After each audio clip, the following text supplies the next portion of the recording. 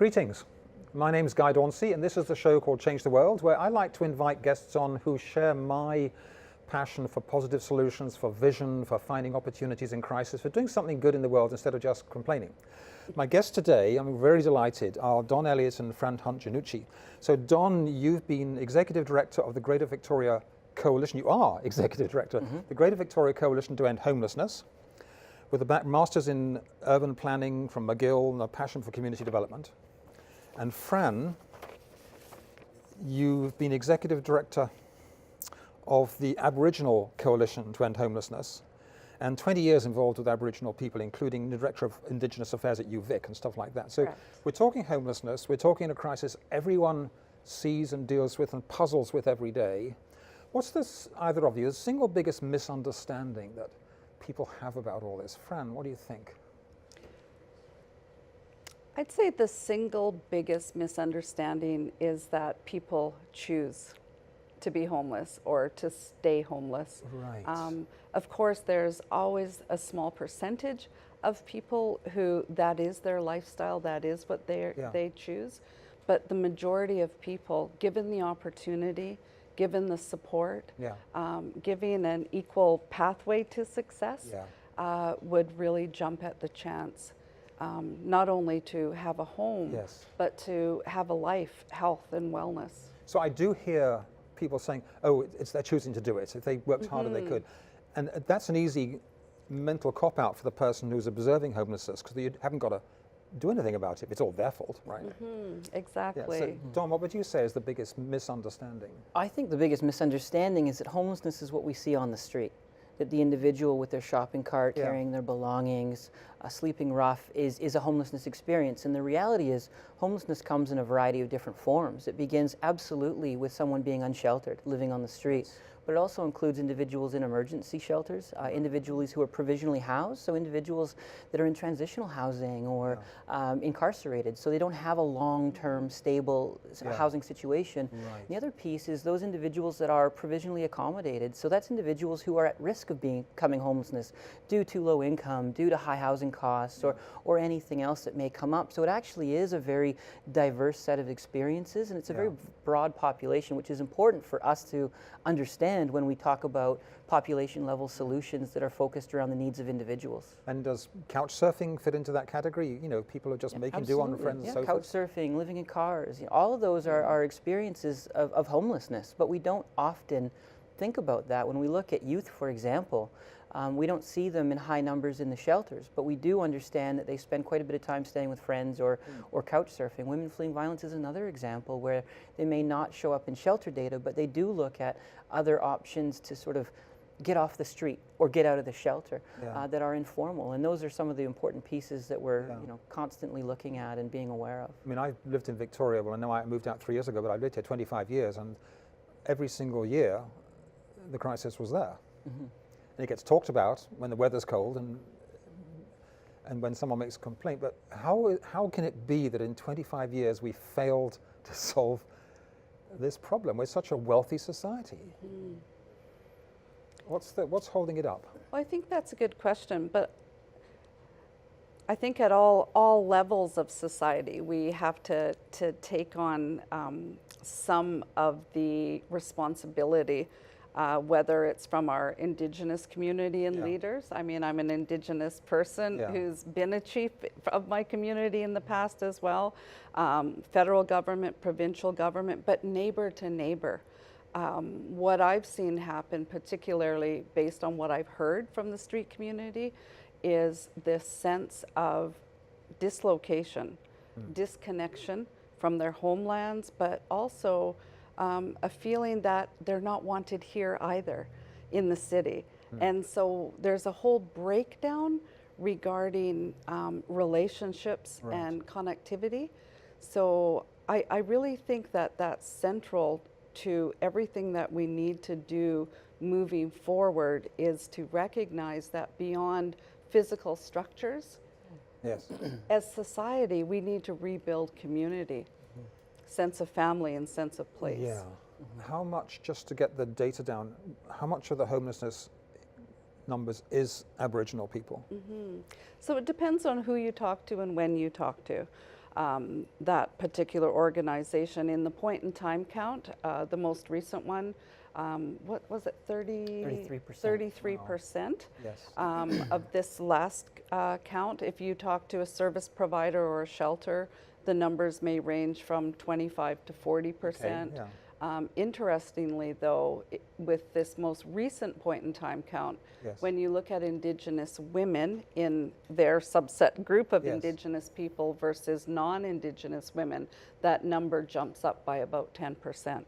So we have a challenge, and to me, that was emerging information that requires much more focus. So would the Aboriginal focus, would they be coming from the Saanich Band, the Esquimalt Band, the Sagwit Band, or are they coming from the Cowichan and the...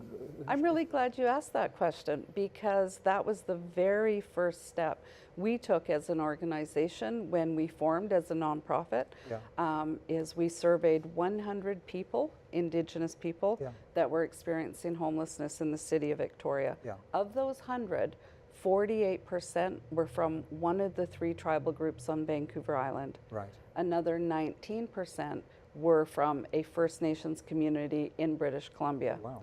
So nearly 70%. Wow.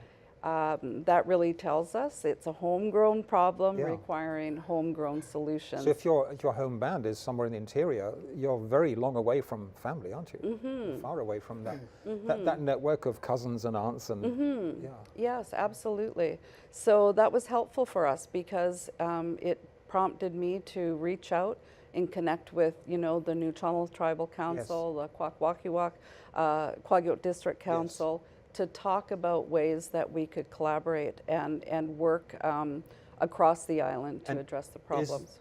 To the extent that the Kwakiutl and I can't pronounce it, the more distant, the Kwakwaka'wakw, do they have housing crisis of their own, so they just can't house their own people, so they end up migrating to Victoria? Yes, and not only Victoria, I think Victoria is even a little bit behind Vancouver. Downtown east side. Down the east side. I think in the past, from our communities, we all, just thought that that's where most people went. Yes, yeah. But certainly the numbers continue to increase. They're not necessarily going down, although you have to also account for Aboriginal people are the fastest growing population in the country. Yes. So But it's still only 2% of the national number, isn't it? Something like that, 4%? We're about, I think it's 4.3% or 4.7% in BC. 4 to 5% of BC, but Yes. 30% Yes. on the streets. Mm-hmm. Yeah. Mm-hmm. And you get good feedback when you talk to their chief and councils further away? Yes, but it's also incumbent on us as an organization to raise the awareness. We can't expect that the Indigenous communities know exactly where their people are when they're off reserve. Right. Oftentimes there's such a broad range of issues being dealt with within the communities. Yeah. But more than anything, what I have experienced here in the city is that whether they're housed or not housed, their focus is to build community among themselves. And quite honestly, I think that's really what was happening in Regina Park. Right. People, they have a hunger and a longing for a We all sense do. of connection. We Exactly. all do. Yeah, we do. Yeah. And everyone's trying. Whether I'm seeing more advancement and more movement than I think in years. Yeah. With the federal government and their national strategy, provincial government, the support of our mayor, Lisa Helps, just all of the things that we're seeing. It's difficult when I hear, in the media, the news, that nothing is being done. Yeah. And so that's what gets frustrating, because there are more movements than I'd say ever before. And in this city, especially through the Greater Victoria Coalition, mobilizing all of us and helping us all to work together, I'd say significant strides have been made. Wow. And we have clearly identified some gaps and solutions and models. So it's if the 3 core issues are 1, a longing for community, 2, need for a home, and then 3, probably support with addictions and stuff like that. Mm-hmm. And if the need for community is being met in these encampments and parks, which cause great conflict with immediate neighbours, when we're not, then let me try and imagine what you're thinking. We're not thinking of individual homes for Aboriginal people or homeless people scattered, but in some sort of, you can build community where your home is, right? How does that get to be, what's the best solution look like for that?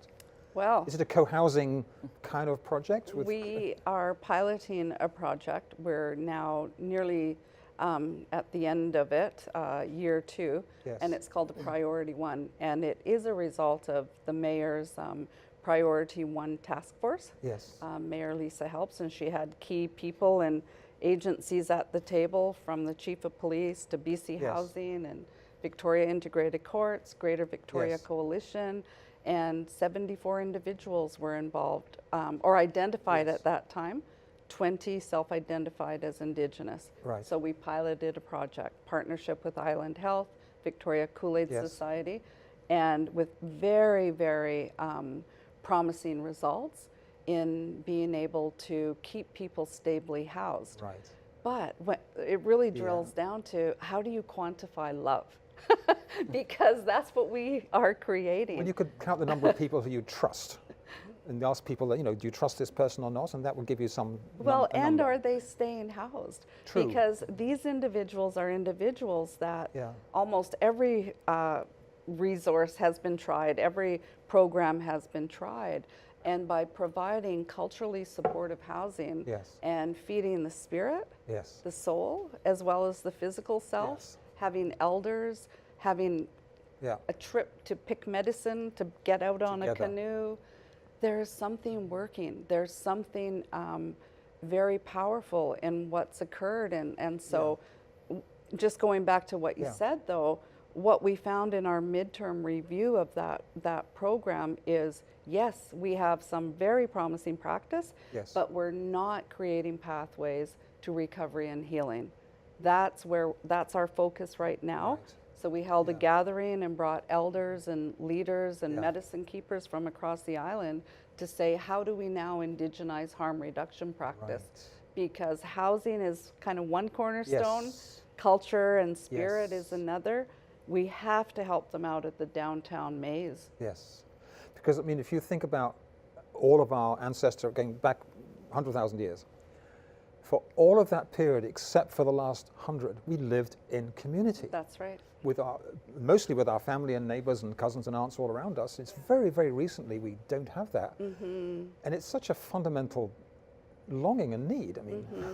And many of our rites of passage, like in my culture, in certain stages, milestones will require aunties and grannies Yeah. for the women. And, so the transmission of skills, culture and learning and worldview, Yes.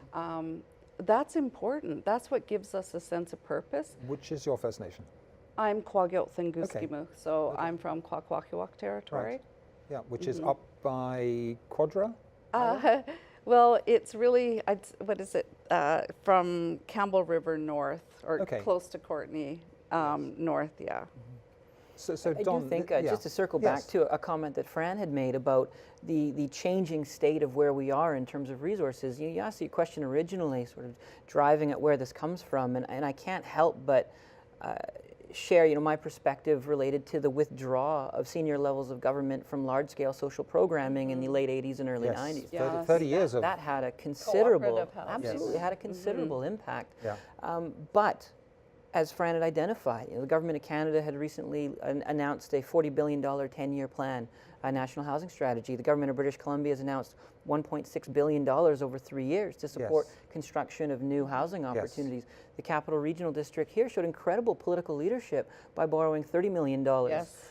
To support the development of housing specific to individuals experiencing chronic homelessness. So the Yes. question that we're always asking ourselves is, how can we take these incredible opportunities and mobilize those resources around the unique needs of individuals? Right. Because ultimately that's where we see the progress, that's where we see the success, is in understanding that every individual's journey into homelessness Yes. is somewhat unique. Yeah. And every individual's journey out of homelessness is going to be unique. So how can we support that? Because community can be Right. created or supported in a variety of different ways using a whole host of different tools. So community off the first top would seem like something totally wonderful.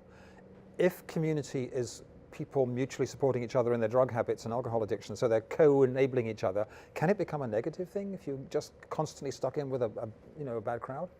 I think from my perspective, what I've been reading and what I've been hearing in Greater Victoria is that individuals really need some type of connection. Yes. And oftentimes that comes in the form of someone with a shared experience. True. So what very we're true. really working to Yes. do is to provide peer housing support services. So individuals who have recovered from homelessness, individuals who may have experienced mental health or substance use challenges but are now in a more stable situation. And we work to build those relationships Yes. and encourage those connections, because we found that to be really an effective Yeah. way to connect with folk, to Yeah. build those relationships, because ultimately it does come down to a degree of personal connection Yeah. and shared understanding. So if 35% are Aboriginal of the street community, and so that means that 70% are non-Aboriginal, are there any common features? I mean, I hear about a divorce happens and they have got to split the house, and so the father just can't afford to pay child maintenance, and so he ends up in the street that way. Are there? Yeah. What are the common factors that lead? I think that it really helps to look at the three key drivers of homelessness. Yes. So we have structural drivers. So that includes racism and discrimination, which I would argue Indigenous peoples would likely experience in a different way than a non-Indigenous Yes, person. yeah. But that also includes high cost of housing and low income, and that can Yes. affect everybody. Absolutely. It does affect Indigenous peoples disproportionately Yes. to non-Indigenous people Yes. due to racism and discrimination. Yes. But that's something that experience of poverty or Yeah. that inability to afford housing Yeah. is a fairly common trend with individuals that are experiencing homelessness. Yes. The other piece comes down to systemic failures. So that really has to do with individuals being discharged from child care Right. without an adequate transition plan in place. Yes. When we look at our point in time data, it was about 43% of individuals reported their first wow. experience of homelessness before their 19th birthday.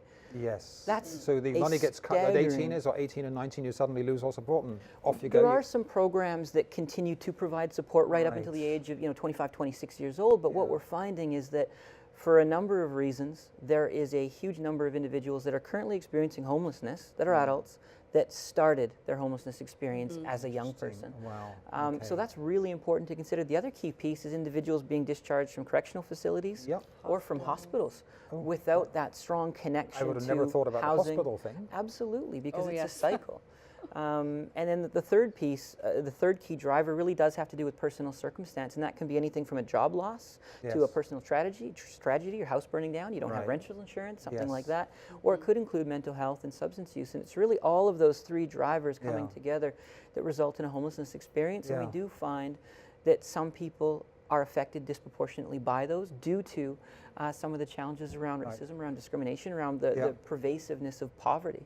So without getting too sociological, what is the coalition? Who is it, and how does it work? The coalition, the elevator pitch really is we're an asset-based community development organization that consists of about 35 or 40 stakeholder organizations that are all dedicated to a common vision of a region without homelessness. And they're all in Greater Victoria. All in Greater Victoria, but 35 to 40 agencies working together. Absolutely. That's like herding Significant. cats. That's It's incredibly powerful. At the end of the day, every single partner wants the same thing. They want to end homelessness. They want to prevent homelessness, which is absolutely a key piece of Wow. ending it. So from my perspective, it's less like herding cats, and it's more, supporting from the side, So doing everything I can we're talking to City fill in the Council, gaps. United Way, Who's the your chair? police. Mayor Lisa Helps She's is my the- chair. she's the chair, yeah. And Ian Beatty, who's Yes. a businessman in the community, is also the community co-chair. We always ensure that we maintain a strong connection to Yeah. community. Right. So we have 3 elected individuals from community that sit on the board of directors who Okay. bring a variety of perspectives, Interesting. and we also have key funders around the table. And some of the Aboriginal agencies are part of that as well? Yeah, Aboriginal Coalition. We actually are a sister organization to the Greater Victoria Coalition. Okay. And so we cross the point. So we have someone from our board that Yes. sits on the Greater Victoria Coalition board. Yes. And the Greater Victoria Coalition appoints someone Yes. to sit on our board. So when you look back over, say, 5-10 years, do you see signs of hopeful progress, or are the numbers just, the new people keep arriving more than you can find solutions? I am so inspired. Wow. I okay. am personally inspired by this work when I begin to see hope in someone's eyes, where it may have taken a year to build trust. Right. That is huge in my mind. It isn't a quick, easy fix. Like I said, it isn't just a home. Yeah. And in March, we're opening our first 21 modular units. We were the only organization to actually get modular housing in Victoria when you consider all of the other housing providers. So I'm also very encouraged by that. So where's that happening? Where? Yes. More or less on the corner of Blanchard and Hillside. Okay. Yeah. Oh, yeah, I can picture that. Yeah. Yeah. And so 21 units for Indigenous women. We're also very thankful to United Way that's supporting us right now to begin to prepare and work with the women, you know, life skills, culture, and... So I have this bogey thought going on inside me that if you really work out the best way of handling this, does the word get out to the Saskatchewans and Torontos of the world, come to Victoria? I think, you know, I do hear that occasionally, and the reality from my perspective is that every community is working together to address these issues. There's a coalition in the Cowichan Valley that's working hard. Yes. There's great collaborations taking place in Nanaimo. There's incredible stuff happening in Vancouver. And you're all in contact with each other? Yeah, absolutely. We do stay closely in touch. We talk about what's going on. We share best practice. Yeah. And there are great things happening in Alberta. There's incredible things happening in Ontario. You know, the $40 billion 10-year national housing strategy, that's not just here, that's across the country. So there is a recognition that there are housing affordability, there are homelessness pressures in a range of communities across the country. So really there's an opportunity now for us as communities at this level, the ground level, to really come together to maximize the impact of that investment. Because we haven't seen anything like that in a generation, if ever. And that's where there's real reason to be optimistic. So I was talking to Doug White-Threed from the Nanaimo. He's saying he's the 1854 treaty head at VIU, and he's saying this is a unique opportunity because you've got the provincial government, the federal government, and the First Nations on the page together for the first time in years. Absolutely true. Absolutely true. And that's why I commend you for convening a discussion about solutions and how do we change the world. And I think we need to acknowledge and celebrate what has been happening. In Victoria, we're very proud of it. I mean, we may now be dealing with, you know, another tent city. That is the reality. But it's important to note that everybody is trying. And I understand the neighbors. I feel for the people that are there trying to create community and their own sense of circle of safety. But I also am very cognizant that we have an opportunity for transformative solutions like never before. And that's because of the collaboration that's occurring. And everyone bringing their gifts to the table and sharing. Do you think it's possible, can you visualize that we might in 5 years' time have actually found a way to end homelessness, or in 10 years' time, as opposed to someone saying 50 years' time, which is like a recipe for despair, right?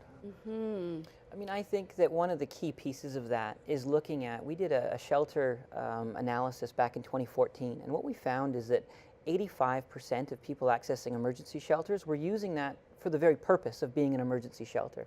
They were there for a very short period of time and did not come back into the shelter system. But there was about 14.5% that were experiencing patterns of episodic homelessness. So that is, they kept coming back. They would come, they would stay for their amount of time, maybe 30 days, and then they would go, and then they would be back again. And then there were those individuals who were about 1.5% who were long stay. They were living, essentially, in shelters.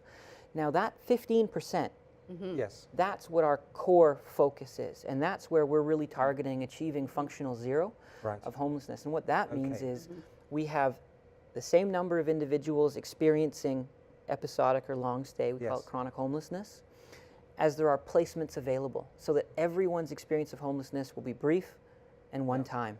That's the target. The other 85%, that's a little bit trickier, and that's where we get into those issues of poverty. That's where we get into those issues of, is there an adequate social safety net to address certain challenges as they may arise? Now that's a slightly different conversation, but that's one that's important to start having as we look at community-wide, what are we doing about homelessness? If Canada's constitution or charter recognized housing as a legally required human right, would that make a difference, do you think? Like, so there's no copping out. It's the legal responsibility. Same as we're halfway there when they say, well, if there's nowhere to home, you're allowed to camp overnight if there's nowhere possible. They're sort of halfway acknowledging that people need a place to be. Well, of course, that would be the foundational piece, right? Yeah. As a human right. But as Dawn was relaying there is that piece where, so I'm just thinking about some people I know that we work with. Yes. We're now 3 generations of an Indigenous homeless family. Wow. Ooh. 3 generations. Yeah. On one given night in a shelter. So there are also entrenched realities where people just can't find that way out. We have people, with addictions. Yes. So it isn't just the right to housing. I mean, my prayer and my dream is that one day when we talk about supportive housing, Yes. that when we think about it or it rolls off Yes. our tongue, culturally supportive housing is said Right, in okay, the that's a same, good phrase. in the same light Yes. as mental health So supports. let me repeat that to the camera. Culturally supportive Supportive housing. Get the housing. brain going. We got Yes. 2 minutes left to wrap up. So for people who are watching, are thinking, I always want to know what I can do. What's the best thing individual people watching the show can do to help in this crisis? Fran. Well, so from my perspective, for our organization, get involved, give us a call. There are always ways that you can support, volunteer, or donate. But from the perspective of an Indigenous person on the Yes. street or anyone, Yes. say hello. Okay. Don't walk on the other side of the Right. street, because what they hunger Yes. deep inside often is just that sense of, good morning, Yeah. how are you? Make that connection. 1 minute left. Don, what's your response? I think really echoing what Fran had said, it's really about getting involved, helping us work towards solutions collaboratively, because at the end of the day, so much of what we need has to do with housing supply, has to do with the provision of appropriate culturally supportive housing or clinical support services, and that requires all of us working together to get there. Okay. Excellent. Well, thank you so much for the leadership you're giving in this whole thing. Thank you. For the work you're putting in. Thanks for having It's us. so needed. We need to talk about this and learn more. So culturally supportive housing. Supportive housing. And that's the pilot that Yes. we are having some very promising Great. results. So this has been the show Change the World. My name is Guy Dauncey. If you like this kind of discussion, tune in more for next week. Tune in next week for more. Learn that phrase, culturally supportive housing. One of my contributions is this novel I've written called Journey to the Future, set in the year 2032, when a lot of people are listening and caring and doing things together to make a better world and, frankly, to change the world. Thanks for watching.